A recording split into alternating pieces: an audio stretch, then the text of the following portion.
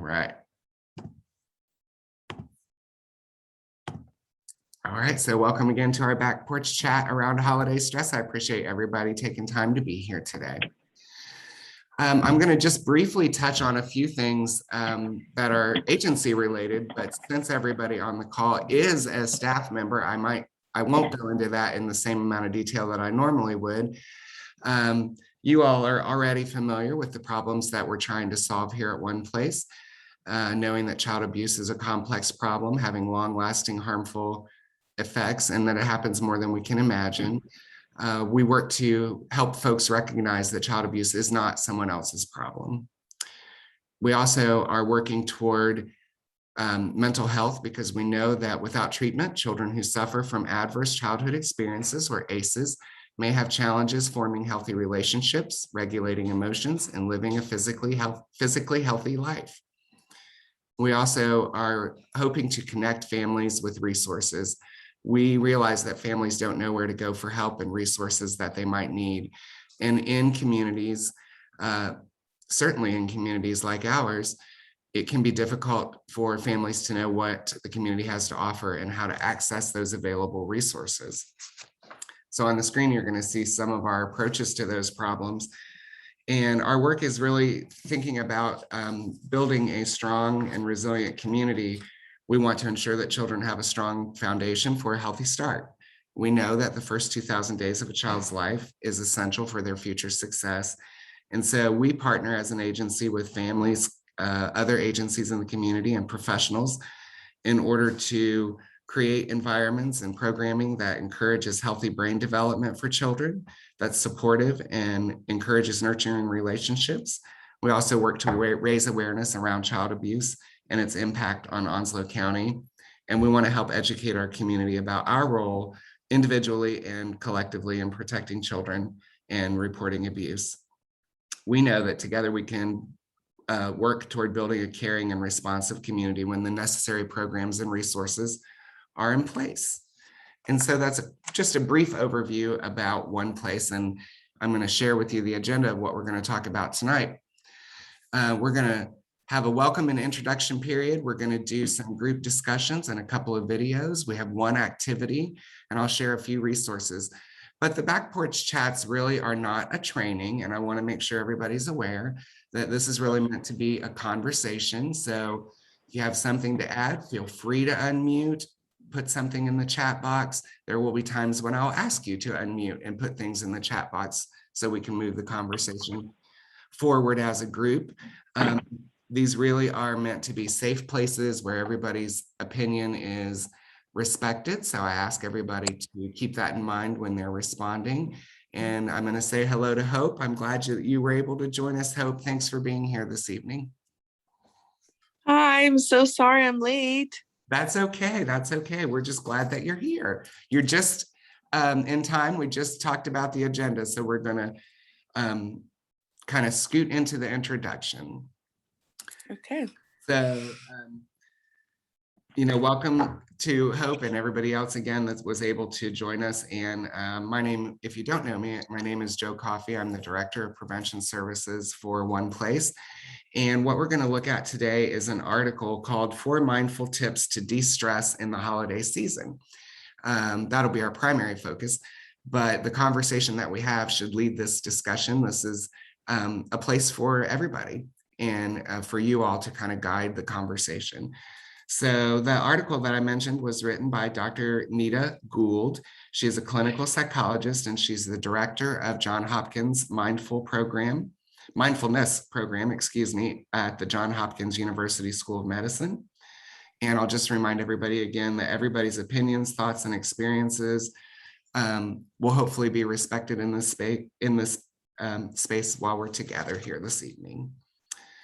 So Dr. Gould has written this great article, and she has narrowed down 4 great tips that we hopefully can put into place in our lives to help us de-stress around the holiday season and also be able to practice some self-care.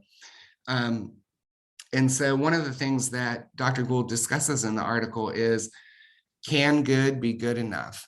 And the article talks about imperfections. And as we gear up for the holidays, how we often set the bar kind of impossibly high.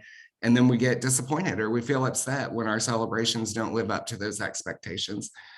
So before you start prepping, and it might be a good idea to acknowledge things may not go exactly as planned. And depending on our personalities, that can be just fine or that can be devastating. And so, keeping in mind that it's okay if it's not perfect, whatever your definition of perfect is, and the imperfection is actually healthy and normal. For some of us, depending on our personalities, it might just take a little bit of practice to accept imperfection. So I'm going to ask you all to respond to this question, whether you want to unmute or whether you'd like to put this in the chat. So the first question we're going to talk about is, how do you respond when things don't go quite the way that you planned at the holidays or anytime? So I've unmuted. I'd like to say that I learned several years ago that we can make a plan, but we cannot plan the outcome. And as long as I go into those types of situations knowing that, my expectations are not raised and whatever happens, happens. And that way I do not walk away with disappointment or discouraged from maybe joining that gathering again in the future. So try to remember that each situation is separate from others. And yeah, so that's for me. Thank you. Thank you, Karen. Thanks for sharing that. There's some wise words in that. Stephanie shared in the chat box. She goes with the flow, and I can imagine, Stephanie, you probably incorporate some breathing into that, right? She sure does. Yes, that is right. But no, it took a long time to get there, and it's not always perfect either, Joe. There are still moments, but just try to go with it. Some days you're riding the wave and you either have a bodyboard or a boat, maybe a yacht. I don't know. Other days you're looking for your paddle. So there's that. I think that's fair. Thanks for sharing that, Stephanie. Anybody else who'd like to share something that how they respond when something doesn't quite go as planned around the holidays? So I'm working on it. And so I'll just say that. So this year I get to try it again.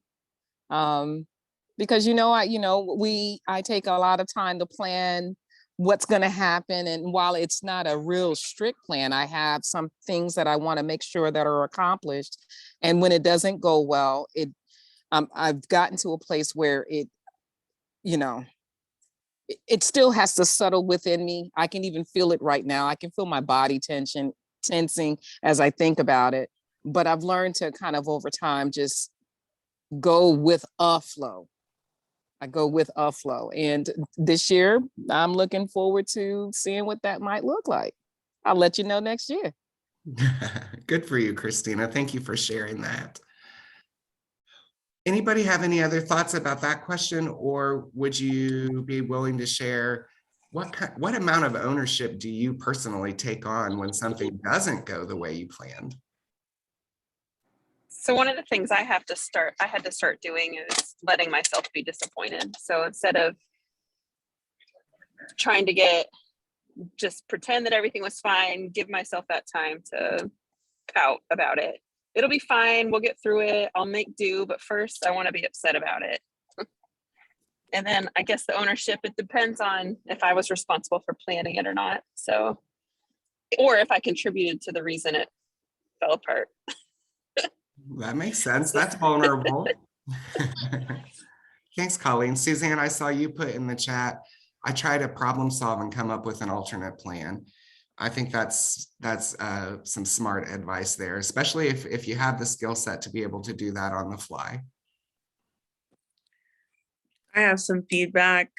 I don't know, lately I've been feeling like with the stresses, to lighten expectation, because I feel like if there's less expectation on people, on plans, whatever it be, then there's less chance of being disappointed because your expectation wasn't so high. And I think we can tend to, especially around these seasons, look around and see what others are doing or what Facebook advertise with families. And we're like, oh, I didn't get these photos done. I didn't go buy those gifts. Or look, they're going to Hawaii or Disney, you know, and it's like easy to try to fit the par of what you think the perfect holiday celebration is or family, you know, time. But I think if you're just open to, you know, whatever happens kind of thing, that it kind of can help take some of the load off if you don't meet every expectation. And then the other thing I'm learning in my personal walk, I always bring up Jesus, but I'm just telling you, like, he can definitely help if you pray, because I've noticed for myself, the more that I just lay my burdens down on the Lord, it doesn't take all the problems, but it helps take the load, because I realize it's not for me to carry, especially in seasons where it's hard, which can also be during the holiday seasons. So those are my 2 feedbacks. Thank you so much, Hope, for sharing that. And faith certainly can be a strong ally, can't it? Yes. One message that I hope that we all walk away with after our conversation this evening is that you are enough. What you're doing is enough. It's enough for your families, and everything is not going to be perfect. And I have a video I want to share with you guys. Some of you have seen this before. If you've spent any time with me before, you've seen this video. From our friend, Dr. Brene Brown, talking about the gifts of imperfection and sharing about the fact that you are enough. So I'm going to share my screen. And Karen, I will ask you again to be my thumbs up on seeing the screen and hearing the video. Brene Brown.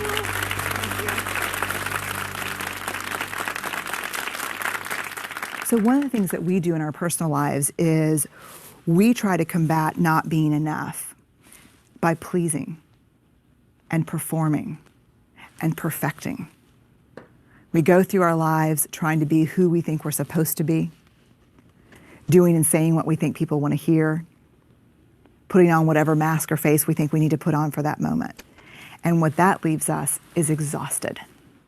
When we're pleasing and perfecting and performing, we end up saying yes a lot when we mean no, right?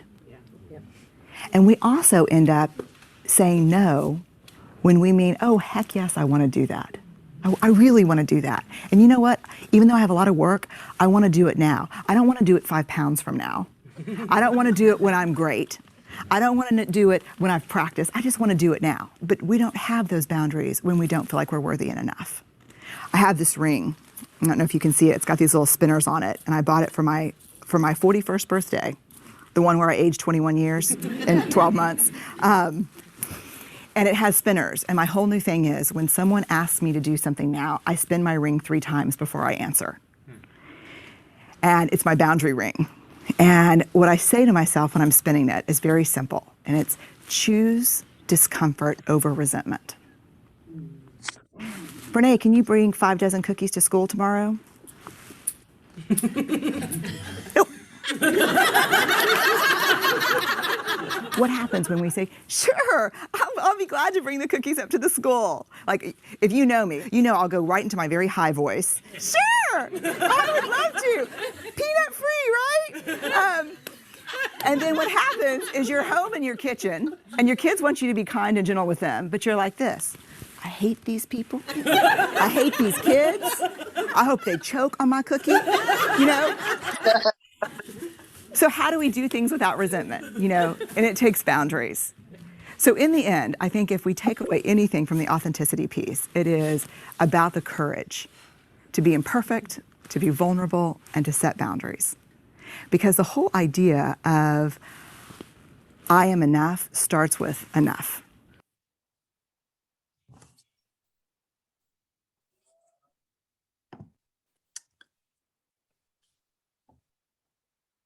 So anybody able to relate to what Dr. Brene Brown is sharing in that video?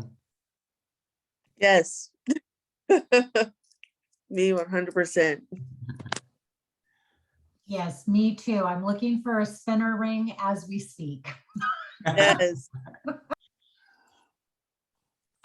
I love the words that she uses, have the courage to be imperfect. What does that mean to anybody?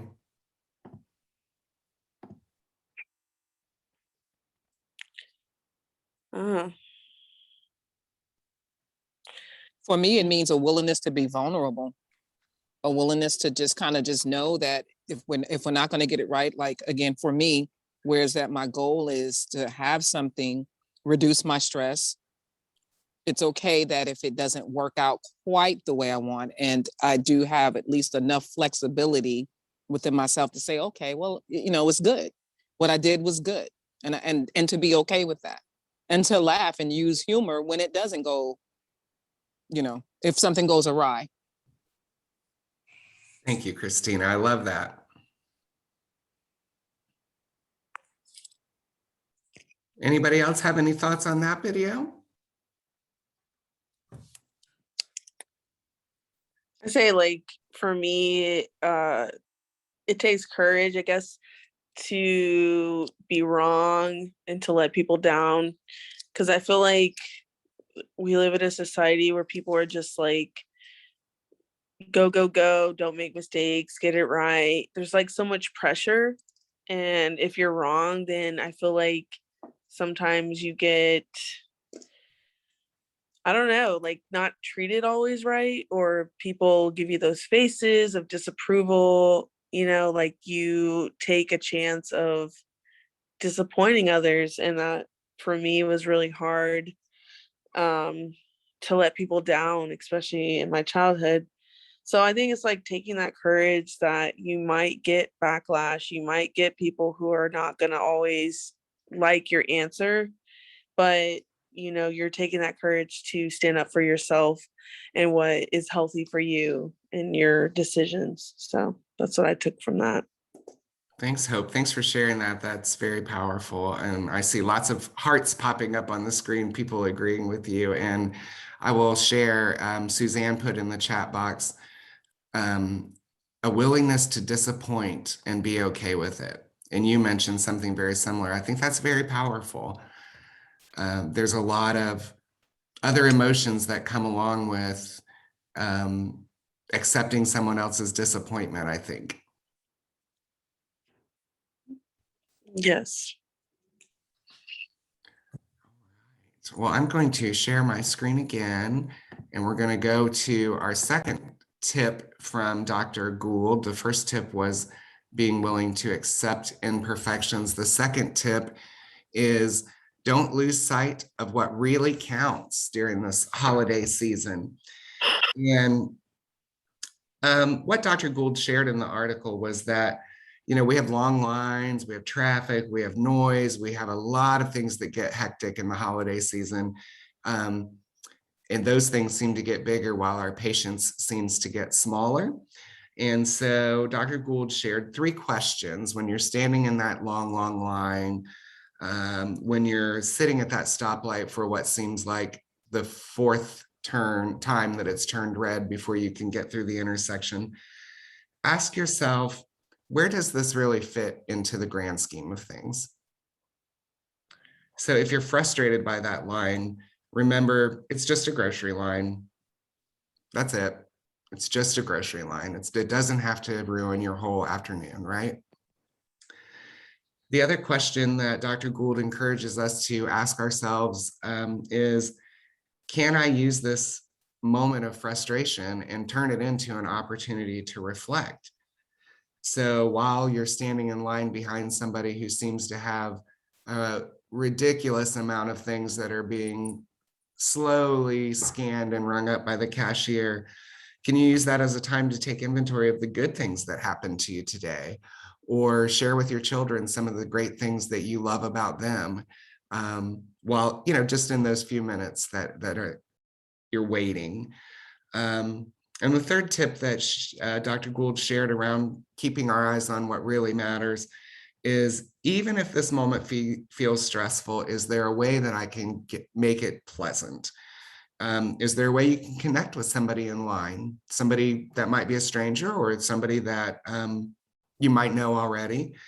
It can use that time to pay them a compliment or offer a kind gesture, or notice what's going on around you with fresh eyes, and just be present in that moment. So, just some quick questions we can ask ourselves that might help us get back centered on not losing sight of what really counts. For me, this is personally a really great tip. How to reuse some of those moments or repurpose some of those moments of frustration into moments that can help me to be centered. And I'm curious what you all think about those questions and regaining sight of what really counts in those moments.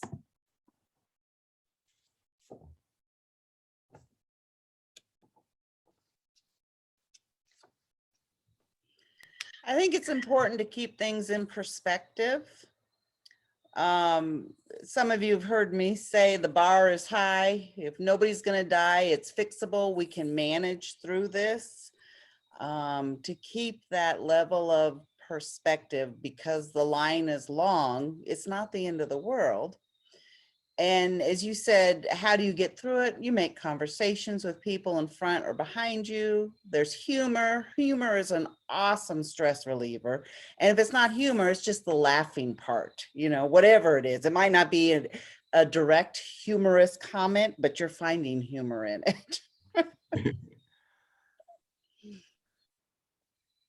I think that's great, Suzanne, and I appreciate you sharing that. And one of the things that I hear in what you're saying is finding some pleasantness in unpleasant situations, perhaps.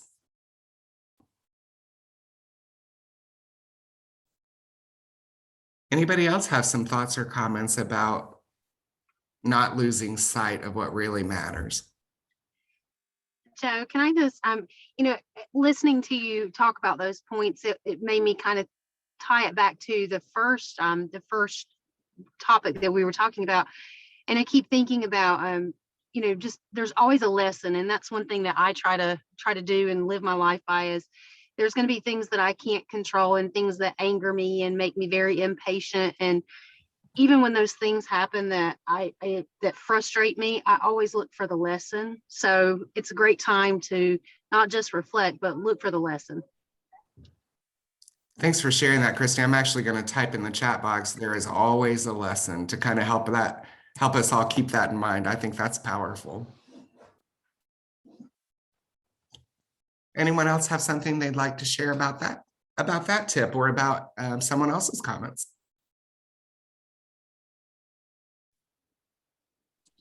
My service may not be great, so someone will have to tell me if I'm cutting out, and I'll just. You're good so far. Quiet. But a couple of years ago, I was at the grocery store, and I was so irritated, and my kids were being I think we lost ornery, and I just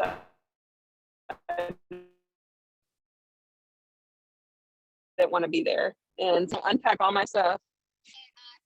You need to hang up. I think we're losing you, Colleen. I'm sorry.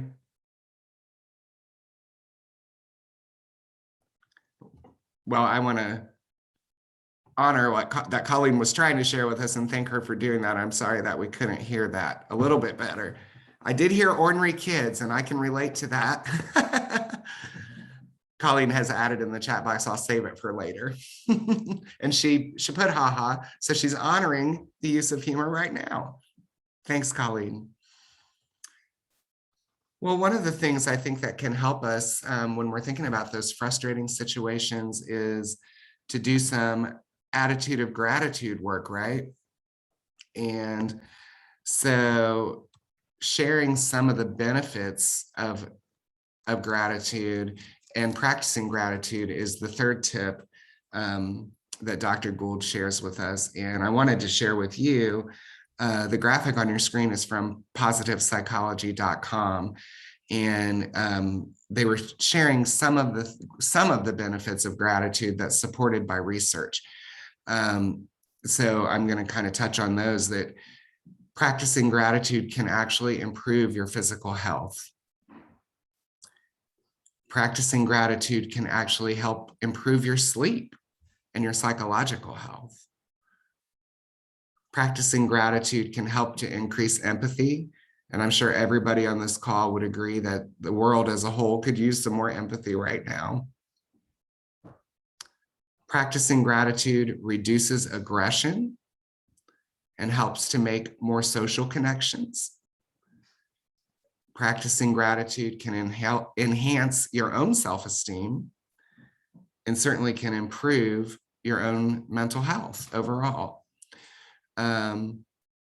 So that's an article that appeared in 2014 in Positive Psychology, talking about how to practice gratitude. And I wondered if anybody had any ideas or ways that they'd be willing to share that you currently practice gratitude. I know, Hope, earlier you mentioned prayer was one resource for you. So I would ask you if you also consider that as a way to practice gratitude.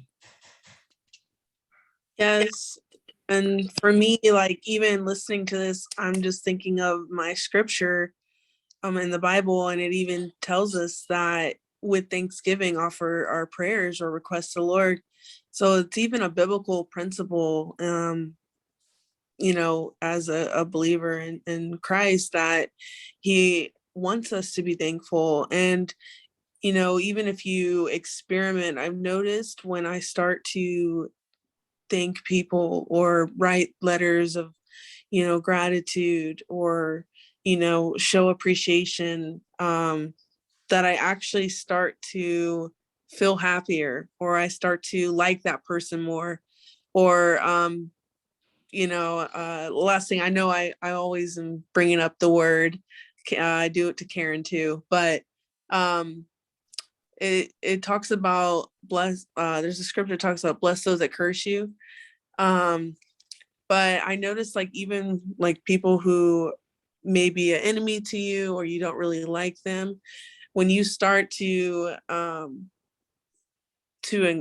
bless them or encourage them or even just try to think good, you'll start to, their impact on you starts to be less. So, one thing I noticed is talking about the grocery store. I went to the store and this lady was not nice to me. She actually ran her cart into me, trying to push past me. It was really bad. And at first my anger was like trying to find management to get her, and they're like, "Man, we can't because it was 2 customers against a customer, so you'd have to call the cops." And I was like, I'm not doing that. So I finally was just like, okay, how can I release her, because I don't want her to ruin my day. So I started to think, maybe she needed to go ahead of me that bad, or maybe she wasn't raised a certain way. Maybe she's going home and she's dealing with anger and depression or abuse. And as I started to think better about her, her impact on me was less. So I was able to empathize with her, even though she was so mean to me, because I thought, she may be having a harder life than me. If somebody is going to be that mean to another person, there's obviously a reason behind it. There's something they went through that is causing them to act in that way that was less unfortunate. So anyways, there's my tangent. Well, thank you for sharing that. It sounds like that practicing gratitude in that way really did increase your empathy. Is there anything that, Hope, that you'd like to add, or anybody else on the call would like to add about these benefits of gratitude that we're seeing? Yeah, I'll add something real quick. Just a caveat to what Hope was saying, that if praying for somebody every day for 2 weeks, when you have a resentment towards them or something wasn't as good, it keeps them in your in the forefront and does bring more positivity towards that person and helps that resentment go away. But for the practicing gratitude, absolutely, it does work. I've done it myself. I haven't done it in a while, so this is a wonderful reminder for me. Is waking up in the morning and choosing 3 things that you're grateful for and keeping that at the forefront all day long. And then before you go to bed, reflecting on that and how was my day? How did that impact my day on remembering what I was grateful for? And what am I grateful for now that I'm going to sleep? And then you just repeating that process, and it changes, and things just, I'm just grateful that I wake up, you know, because that truly is a blessing every day that I'm here on this earth. So it's could be something as simple as something, well, that's not simple, but you know, have a pen and paper, I have a roof over my head, you know, so just doing that gratitude list every day, it can be a lot, but it is helpful. And with that, I'll be quiet. Thank you. Thank you, Karen, for sharing that. I have one more thing I wanted to say too. Sure. So I noticed even for myself, because I really, even though like today I'm having a high, so meaning like this is you know, you have your high days and your low days. So today was a high day, which I'm just thanking God, because a lot of things came my way, but because I had such a, I don't know, a good outlet or a good mindset, I've been able to combat through this day and stay positive. But one thing I'm noticing, because I usually am, believe it or not, like by myself when I'm alone, sometimes I get to be more like an Eeyore. I don't know if you've seen Winnie the Pooh, kind of moping in my stuff, or I would tend to, I do have struggle with some mental health stuff, but I would tend to think about the negative, you know, and everything, or like, you know, seeing a picture instead of seeing all the colors that I got in the lines, I'd be looking at, oh, look what I did not get in the lines, you know, or anyways, I noticed that my mindset was starting to look at all the bad. But one thing I realized as I've been getting out of that rut and realizing that I don't want to stay in that cycle is the more that you are grateful and the more that you focus on the good, the more attractive you are. Because people, you like, I've heard a phrase, you attract what you are. But also, like, people don't want to gravitate to somebody who's always going to stay negative or, you know, think of the bad. If anything, those are the people that eventually they'll get tired of you, or they're going to not want to be near you because there's nothing you can offer, you know? When people are in a dire situation or they're dealing with something, they're not going to go to the person who's going to tell them, oh yeah, your situation sucks. They want to be near somebody who's going to be like, hey, think of the good. Hey, look at what you can go to. And so I've noticed that as I've been making decisions to think positively, speak positively, and thanking my savior, I've been more attractive. And even some of the people that have been the naysayer at my job, because when I first came in, I was trying to be bubbly and happy. And I saw some that were just like, who is this chick? But I stayed positive, and I had one day this fellow who was just kind of, he would come off mean, but I could see him. He was a teddy bear, even though he was big and bad. I was like, I see him. And one day he was like, yeah, but if I'm all nice, I don't want people to think I'm a pushover. And I shared with him, I said, you know what? I'm nice. And I try to stay positive because at the end of the day, I want people to know that nothing will steal my joy, that I have my joy in God. I have my joy in who I am. And I don't want their influence to dictate my happiness. And he's like, I never thought of it that way. And so just something that is also awesome, that being thankful is important. And I have lost or had damage of friendship in the past when I was staying there, because finally she was like, you know, I encourage you, I say these things, but it doesn't seem like my impact does anything because you just want to stay in your funk. And though it was a hard message to listen to, I really appreciated it because I was like, you know, she's kind of right. I'm not really wanting to get out of my funk. I'm trying to stay in a place that's not going to get me anywhere. So I just want to share that being grateful is awesome, but it also will attract other people and influence them. Thank you, Hope. Thanks for sharing that part of your story with us. And so I would ask people to consider whether you're standing in a line at the grocery store, or you're at a traffic light, or you're just at home and doing some self-reflection. Some questions that might help prompt you around practicing gratitude might be, I am grateful for someone in my family because ... Something good that happened this week is, I am grateful for my friendship with blank because, or something silly that I'm grateful for is. And that question, something silly that I'm grateful for is a little bit subjective. Something that I'm grateful for, but I might find silly, might be something that somebody else would be grateful for on an entirely different level. So I think it's important to recognize those things. The next tip that Dr. Gould shares with us to consider, and we've talked a little bit about this in our conversation already in our 4 mindful tips to de-stress, is responding to people and situations with kindness. We already know, and Dr. Gould shares in the article, that we cannot change how others act in a situation. We can only change how we respond to those situations and the actions. And Dr. Gould said, whenever I encounter a difficult person, I tell myself, this person is suffering and that's why they're acting this way. It softens my frustration and helps me be more compassionate and reminds me that this is not personal. So I think keeping that in mind over this holiday season, and it certainly speaks to the example that Hope shared in the grocery store. A lot of times the things that we are seeing as frustrating really are not personal or intended to be personal against us. And so perhaps responding in kindness can be the best response in those situations.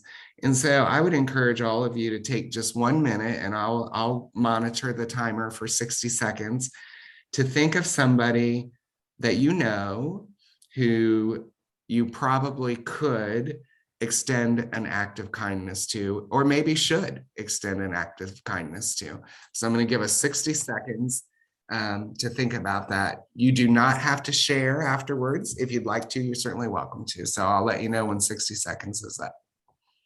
Colleen added in the chat, while you're thinking, my mom always used to tell us everyone is trying their best.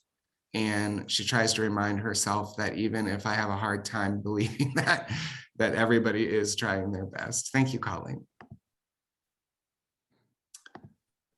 All right. We'll just take another 30 seconds here to allow everybody to think of somebody that they could or should deliver an act of kindness to.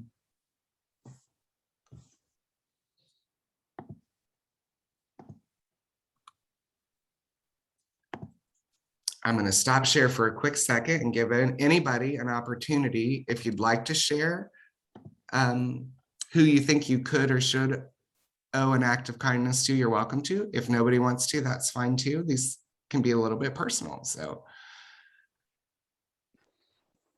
I'm going to try this again. Tell me if I cut out and I'll just pop it in the chat. But Stephanie's already heard this because we chatted a little bit about it. But my brother's ex-wife is not my favorite person. I think she lacks in a lot of areas that I wish she did a better job with, but I am very excited because that's really been my goal for the last several weeks, is to extend kindnesses to her and be the bigger person, be the better person. And so I'm really excited because my niece is flying to see my parents with us this Christmas. And I think it's because I really took the time and the energy to extend those kindnesses and move past some of what I would consider her nonsense. that's really cool, Colleen. Thanks for sharing that. And it sounds like you're already seeing positive results from that. Would anybody else like to share? Stephanie shared Colleen has been on it and she has been consistent. Consistency can be tricky too.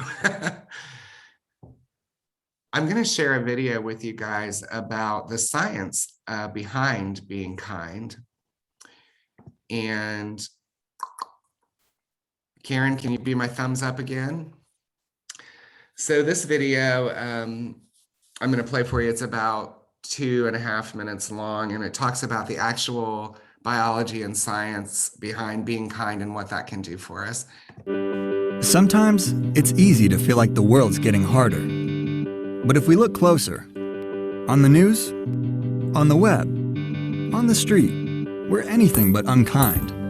Every day, we hear new stories of people trying to make the world a better place. And together, we can make the world that little bit kinder for all of us. It all starts with just one person, you. The thing about kindness is that it's just about the only thing in the world that doubles when you share it. And it's a fact, backed by science.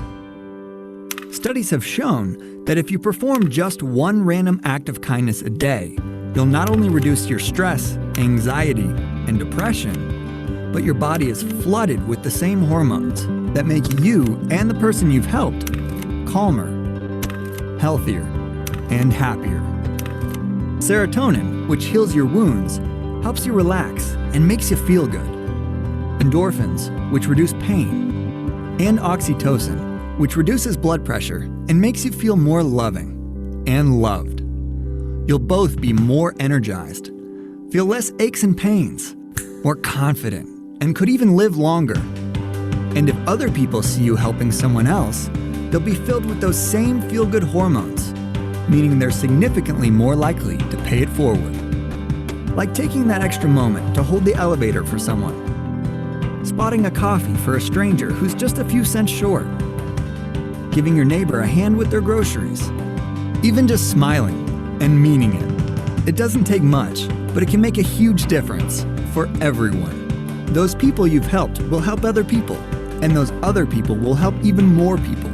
And those random acts of kindness can start a chain reaction that can spread across an entire community, a city, a country, and with enough of us, the world. Now, isn't that the world we all want? And it all starts with one.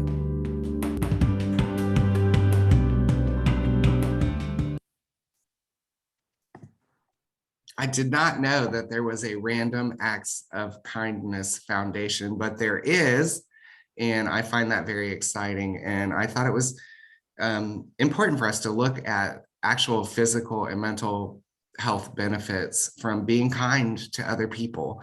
Thoughts about that video from anybody? Colleen said, it reminds me of the kindness boomerang video from Life Vest Inside. I haven't seen that one, Colleen. It's really neat. And well, at one point, the website offered, they were basically random acts of kindness cards. And so basically you would order a set. And when you did an act of kindness, you would give the person a card. And the whole concept was they would pass the card on to somebody else. So I did it with my class several years ago, but they really loved it. So I'll have to look and see if the video is still online and I'll send it to you because it was really neat. If you send that to me, I will happily send it out to this group so that we can use it as a resource together. Well, I know our time together is running short because I want to be respectful of the fact that we allotted an hour for this. So I want to share with you the last tip that Dr. Gould has talked about in her article. And let me get back to the share screen here.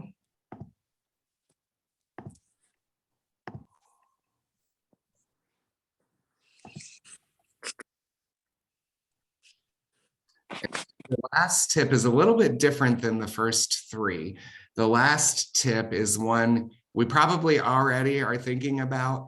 And so Dr. Gould is challenging us to rethink our resolutions. What Dr. Gould shared was that typical New Year's as resolutions set you up for failure.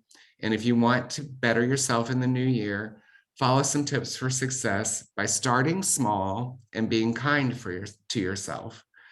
By starting small, she talks about breaking your goal into tinier steps. If you are thinking to yourself, your goal is that you want to lose 20 pounds, why don't we think about making that a little bit smaller and setting the goal at 5, as an example. And it could be, you know, something different than 5. I mean, definitely whatever makes you feel comfortable and makes you not feel anxiety and stress around those goals. And also being kind to yourself. If you didn't achieve last year's resolution, the question you might want to ask yourself is, how many times has this been your resolution? And if it's something that you're not doing or able to accomplish, perhaps you need to kind of scale that back. Perhaps it's not a resolution that makes sense for you at this point in your life. That's something to think about. Dr. Gould shares that a lot of times we kind of make up stories that only add distress to us around our resolutions, and that with practice, we can notice when we're kind of self-criticizing and let go of that negativity and pick our own goals. And so I just ask people to think about what resolutions you have in mind for setting, in terms of setting them for yourselves in the new year, how often you've had those resolutions, and whether there's a way to scale those back to make, to set yourself up for success.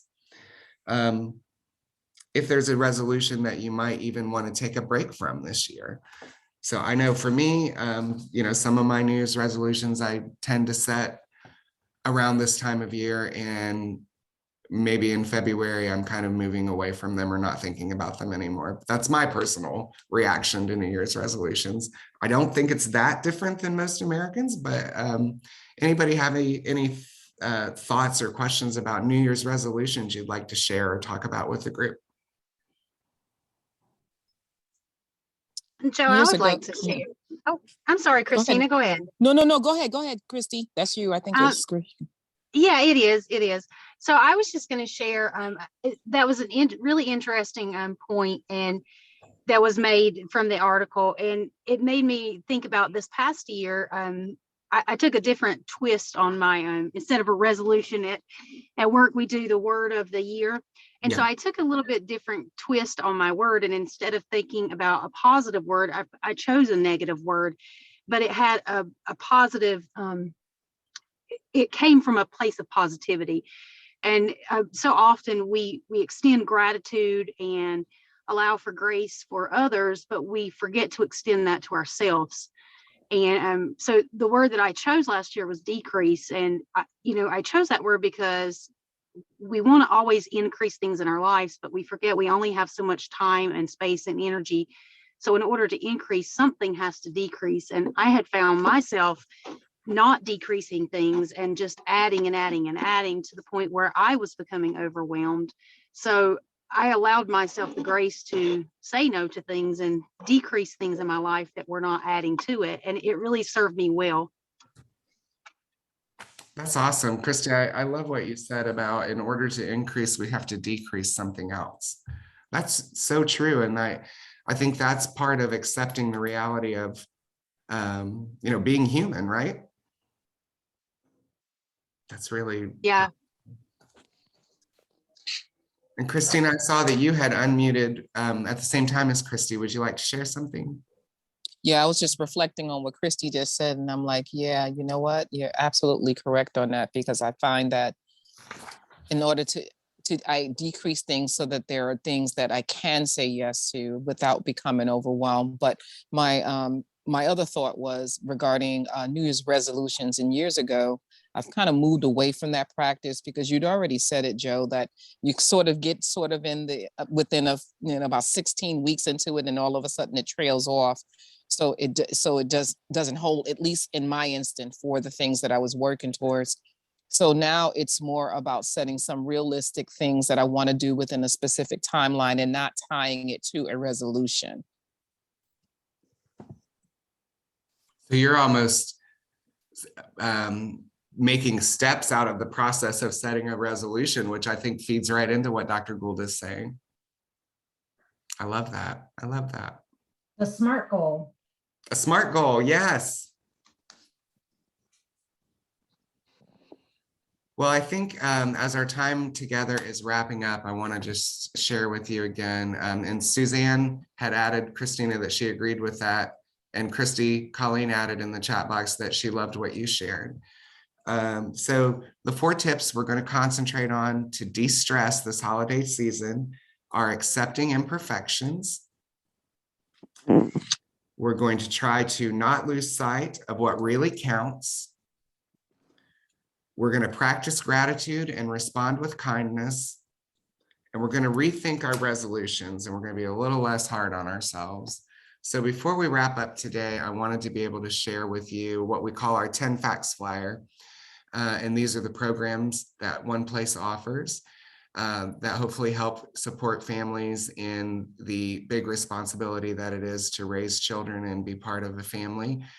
You certainly can contact me to get in connection with any of these programs. I may not be the person that you ultimately end up with, but I can be the handoff person to get you connected with the programs. And we're lucky today to have several staff members in our Back Porch Chat with us. So feel free to reach out if any of these programs can be of support to your family. One of the programs I like to make sure that families are aware of is our Triple P Online. Triple P is a positive parenting program that gives parents a toolbox to help them be successful in difficult situations and with problematic behavior at home. And we do offer a Triple P online. It's self-paced and it's at no cost to families in North Carolina. So you can do it 24/7, whatever works for you, and you work at your own pace. You will get a graduation certificate at the end of that. If Triple P Online is of interest to you, I am your contact person, so feel free to reach out and I'll get you hooked up with that. When you go to the Triple P website or to our website, if you choose to register, I do like to point out, if you look at this big pink arrow in the middle of the screen, Triple P offers 2 types of programs. One is for toddlers to tweens. The second is for preteens to teens. And sometimes families aren't aware that we offer that older group because that's a group outside of what we typically target at One Place. You can take one or both of those programs at no cost to you. So I also like to point out our CCR and our training calendar and how to access that. And while several of the trainings that are offered on that training calendar are aimed at early childhood educators, we also have trainings that are particularly aimed at parents, guardians, and folks that are raising kids who may not be a teacher by profession, but are serving in the role of a child's first and most important teacher. So I want to share my contact information with all of you so that you can reach out to me and I can connect you with any programs that we have and with the right person. And thank you guys all again for being here tonight. I'm going to stop share. Christina, I wanted to share your comment. You said you agreed with Stephanie that distraction has the potential to move us away from our purpose. Previously, Stephanie had said distractions can destroy distraction can destroy action. I'm stumbling over that. Less can in fact be more. I think those are both powerful statements. So as we're wrapping up tonight, I know we've gone a couple minutes over. I appreciate you staying with me. I'm happy to stay on and chat with anybody else who would like to.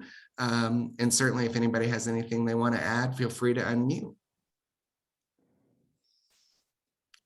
You're so welcome, Karen. Thanks for being here.